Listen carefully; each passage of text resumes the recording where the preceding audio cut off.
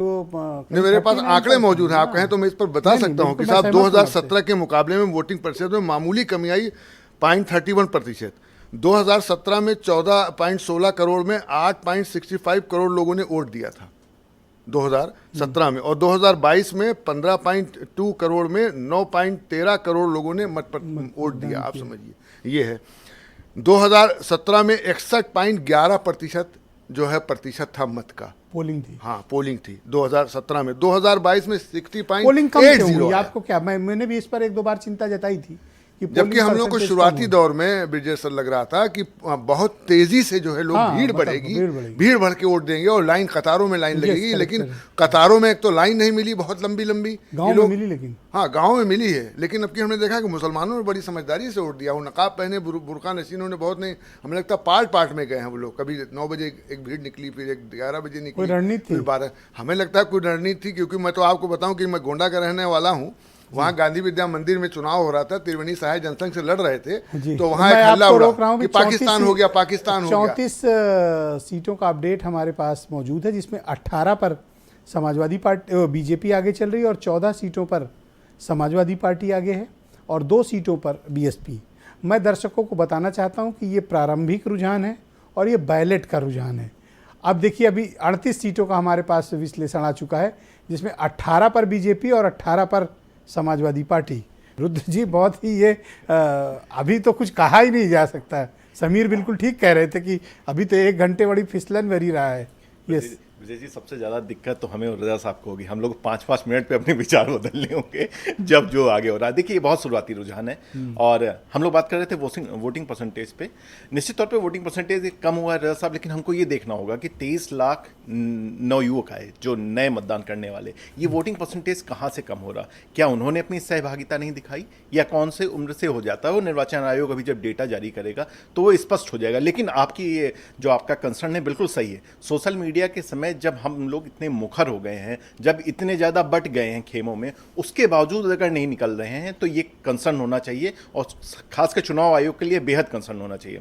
Vijay ji, mobile को अंदर ले जाने पे पाबंदी थी, फिर उसके बाद आप खर्च करके एक सेल्फी का बनाते हैं पॉइंट, ये उसकी जरूरत नहीं है। सेल्फी पॉइंट क्यों बनाया जब मोबाइल रोकना था? You are correct. तो जब इतने आप खर्चा करके आप गलत जगहों पे जहां इस्तेमाल कर रहे हैं, आप अभी भी नुक्कड़ नाटक पे अटके मतलब ये बहुत ही फूलिश डिसीजन था जिसका भी था कि आप सेल्फी पॉइंट भी बना रहे हो और मोबाइल भी प्रतिबंध, तो किससे लेगा वो फोटो? बात बिल्कुल ठीक बात है। तो चुनाव आयोग को नए करना चाहिए, आउट ऑफ द बॉक्स जाके आइडियाज ट्राई करना चाहिए। और जिस तरीके से ब्रिजेश जी आप कोविड के टाइम में लगातार ट्वीट कर रहे थे, छोटे छोटे आइडियाज को आगे बढ़ा रहे थे, उसको लोग उठा रहे थे, मुझे लगता है उन्हें इनोवेटिव होना चाहिए, युवाओं से ज्यादा राय लेनी चाहिए किस तरीके से वोटिंग। पर मैं आपको अपना एक्सपीरियंस बताऊं, मैंने बहुत चुनाव करवाए हैं।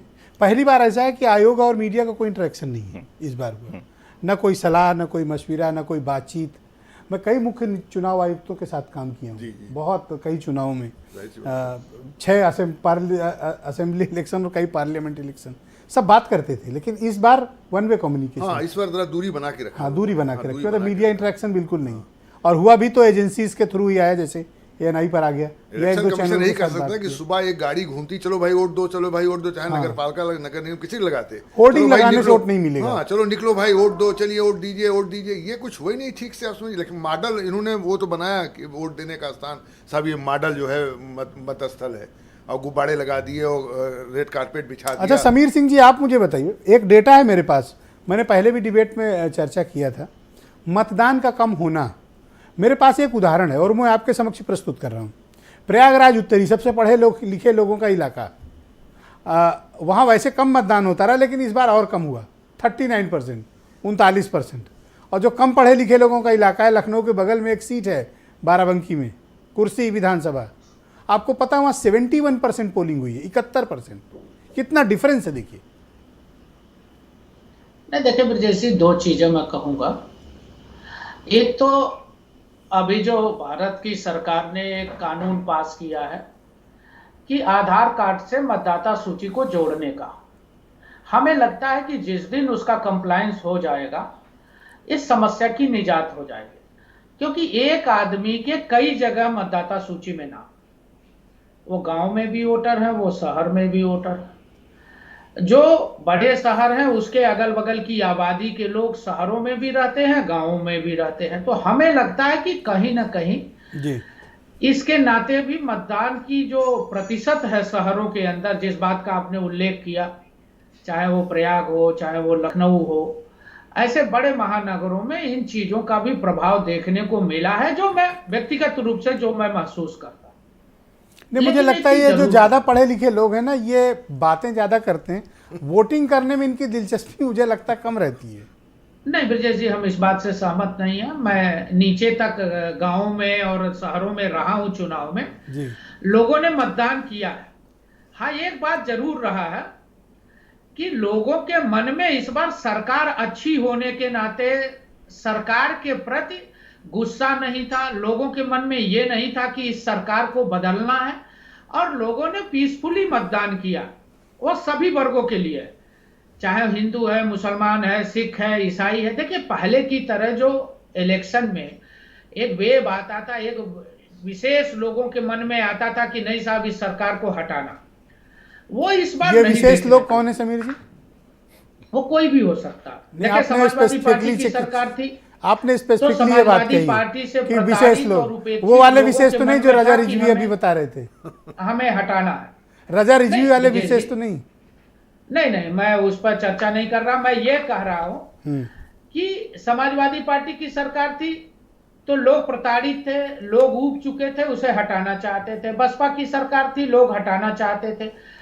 बीजेपी की सरकार ने जो गरीब कल्याण के काम किए, जो कानून व्यवस्था स्थापित किया योगी आदित्यनाथ, उत्तर प्रदेश के विकास को गति दिया, इससे लोग संतुष्ट थे और पीसफुली मतदान हुआ, और उसका ही परिणाम है। आप देखें, पूरे चुनाव में कहीं भी एक जगह आपको कोई अप्रिय घटना नहीं मिली। छोटी मोटी घटनाएं हुई होंगी तो हुई होंगी, आप तो लंबे समय से कवर कर रहे, यही चुनाव है जब बूथ लूट लिए जाते थे, बैलेट पेपर और उसमें पानी डाल दिया जाता था, माफिया अपने विधानसभा के अंदर एक आपको लोगों को अपडेट देना धमकाते चाहता थे। हूँ।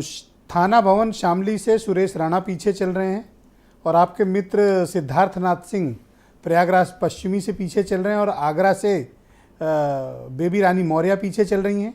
रायबरेली से बीजेपी प्रत्याशी अदिति सिंह आगे चल रही हैं।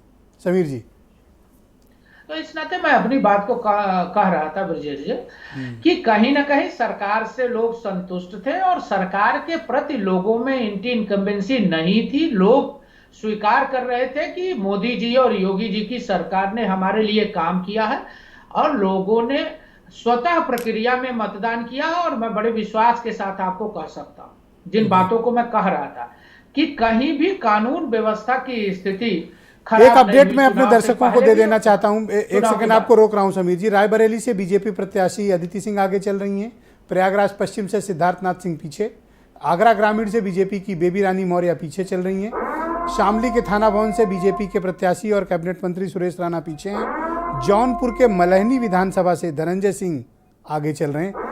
ये प्रारंभिक अपडेट आया। फिलहाल हमारे पास 47 सीटों का अपडेट है, जिसमें 27 पर भारतीय जनता पार्टी आगे चल रही है, और समाजवादी पार्टी का गठबंधन 18 सीटों पर आगे चल रहा है। ये प्रारंभिक रुझान फिलहाल हमें इतनी सीटों के प्राप्त हुए हैं। यह समीर जी, गो एड, आप कुछ कह रहे थे। मैं कह रहा था ब्रजेश जी कि कानून व्यवस्था, विकास, लोगों की संतुष्टि, रोजगार, सरकारी नौकरियां, माननीय मोदी जी की योजनाएं, कोरोना काल के बाद भी उत्तर प्रदेश जो है सबसे पहले कोरोना फ्री हुआ, और लोगों ने कोरोना काल में